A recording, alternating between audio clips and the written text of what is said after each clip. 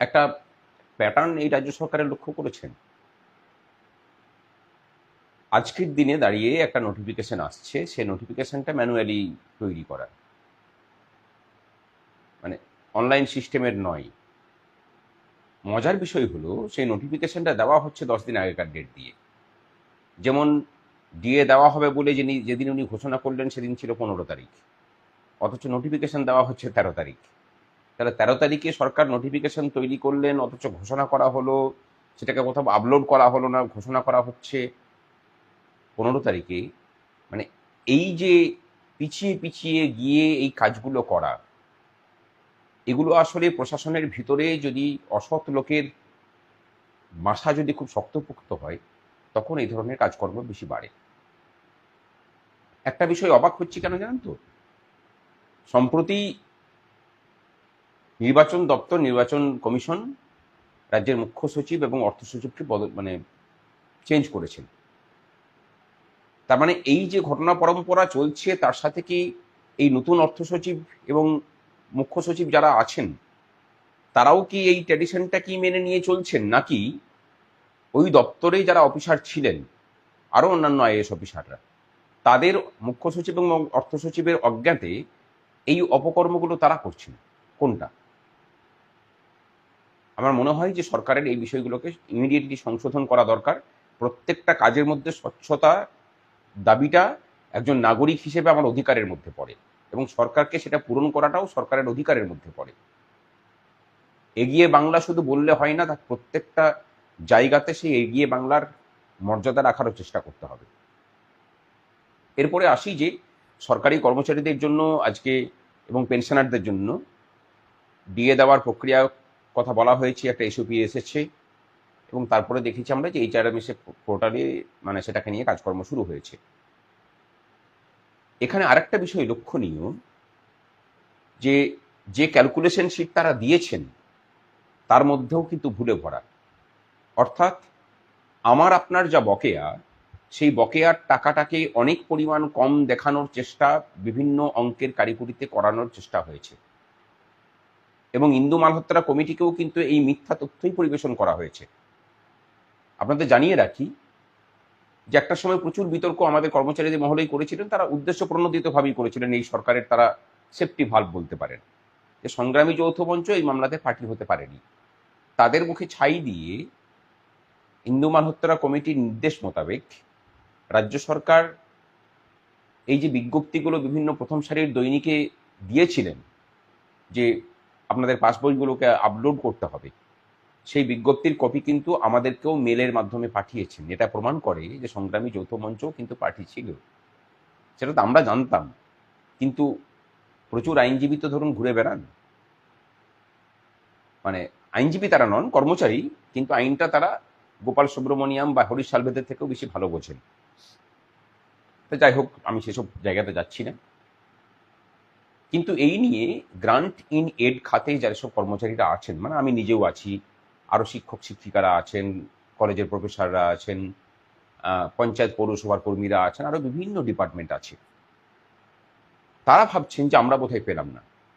আমরা জানিয়ে রাখি যে সংগ্রামী যৌথ মঞ্চ যেহেতু আপনাদের স্বার্থ রক্ষা করার জন্য অঙ্গীকারবদ্ধ, আপনারা নিশ্চিত থাকুন এই অর্ডারও আমরা বের করিয়ে ছাড়ব খুব তাড়াতাড়ি। আমরা 1 সপ্তাহের সময় দিয়েছিলাম, 1 সপ্তাহ সময়ের মধ্যে সেই বের করেনি। হয়তো আমরা দেখতে পাবো যে কালকে বা পরশু দিন তারা অর্ডার বের করলেন, দেখা গেল 22 তারিখের ডেট দিয়ে তারা অর্ডারটা বের করে দিলেন। হতেই পারে, এই সরকারকে অবিশ্বাস করার কিছু নেই, তাতে মুখ্য সচিবই বদল হোক আর অর্থ সচিবই বদল করা হোক। মনে হয় না সরকারের রন্ধ্রে রন্ধ্রে যেভাবে দুর্নীতি বাসা বেঁধেছে, এই ধরনের অপকর্ম করার লোকের অভাব এই সরকারের অন্দরে অন্তত নেই। আমরা চাই যে এই নোটিফিকেশন দ্রুত আসুক, এবং আপনারা সকলেই পাবেন। আমরা খুব তাড়াতাড়ি নতুন আন্দোলনের ঘোষণা করতেও চলেছি। একটা বিষয় প্রয়োজন, সমস্ত স্তরের কর্মচারীদের একযোগে পথে নামতে হবে এই সরকারের বিরুদ্ধে, এছাড়া কিন্তু রাস্তা নেই। ভোটের মুখে দাঁড়িয়েও এই ধরনের সঠতার আশ্রয় যারা নিতে পারে, এরা যদি ক্ষমতায় আসে আপনার আমার অধিকারের সাথে কি সর্বনাশটা করবে নিশ্চয়ই বুঝতে পারছেন। এই সুযোগ কিন্তু দেওয়া যাবে না।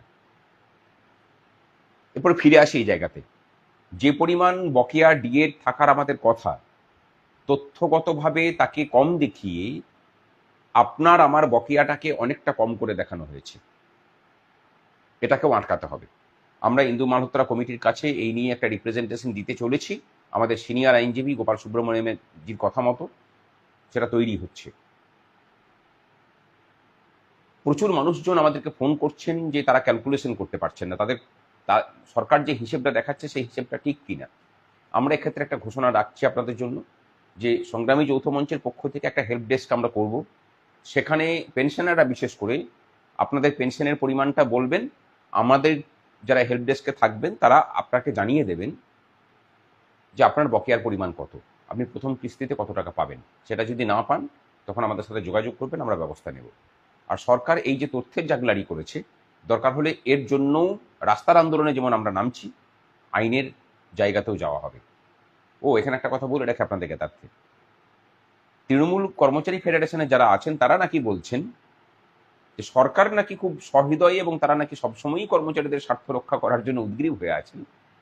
প্রতিবন্ধকতা নাকি আমরা সৃষ্টি করছি, বিভিন্ন কেস কাছারি করছি, আন্দোলন করছি বলে নাকি সরকার দিতে পারছে না। তা বলি বাপু, আন্দোলন তো আমরা 3 বছর ধরে করছি।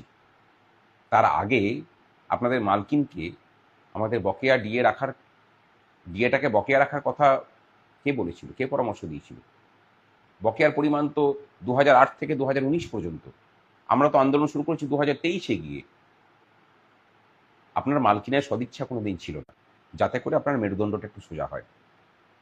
এরপরে সব শেষের একটা জায়গাতে আসি, অনেকে জিজ্ঞাসা করছেন যে এই নিয়েও প্রচুর ফোন আমরা পাচ্ছি যে এই বকেয়া পাবে কারা।